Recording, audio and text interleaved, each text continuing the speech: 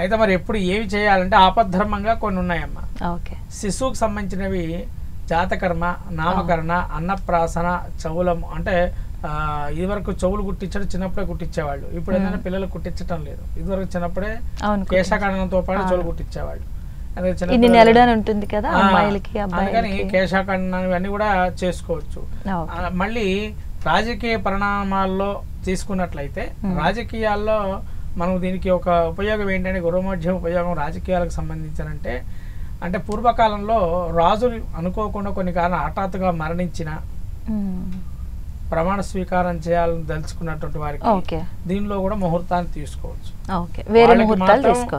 ప్రమాణ స్వీకార సంబంధించిన ముహూర్తాలు మనకి వస్తాయి. అది హఠాత్తుగా జరిగే పరిణామాలను బట్టి ఈ యొక్క మోఢ్యంలో కూడా వాళ్ళు ప్రమాణ స్వీకారాలు అంటూ పెట్టుకోవచ్చు. అంటే రాజ్యాధికారులు లేకపోతే రాజ్యం అంతా కోల్పోతాం, అంటే రాజ్యపాలన లేకపోతే రాజుగారు లేకపోతే ఎట్లా ఉంటుంది, అస్తవ్యస్తంగా ఉంటుంది రాష్ట్రం అంతా కూడా, దేశమైనా కూడా.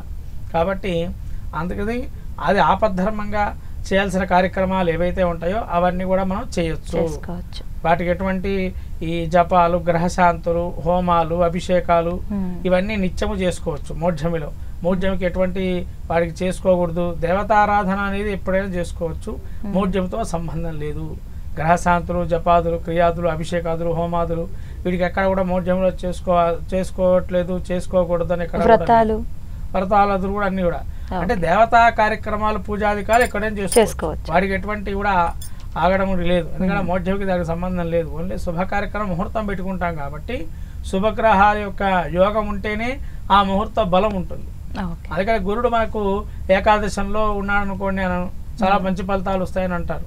తర్వాత ఈ గురుడు యొక్క లగ్నాన్ని తీసుకున్నారనుకోండి, ఇప్పుడు మన ముహూర్తాలు కొన్ని ఉన్నాయి, గురుడు లగ్నాన్ని తీసుకొని చేస్తున్నారు. వృషభ లగ్నానికి ముహూర్తాలు వచ్చాయమన్నా, ఆ లగ్నంలో వృషభంలో గురుడు ఉన్నాడు, అట్లా కొన్ని ముహూర్తాలు ఇచ్చారు. అంటే ఏంటంటే గురువు బలంగా ఉంది కాబట్టి ఆ వృషభ లగ్నాన్ని మనం ఏప్రిల్ మాసంలో, మార్చి మాసంలో ముహూర్తాలకి వృషభ లగ్నం ఇచ్చారు ఎక్కువగా. ఇప్పుడు ఒక చిన్న సందేహం గురుగారు, ఇప్పుడు చాలా మంది రాసుల వారి ఎలా ఉందని తెలుసుకోవాలనుకుంటారు.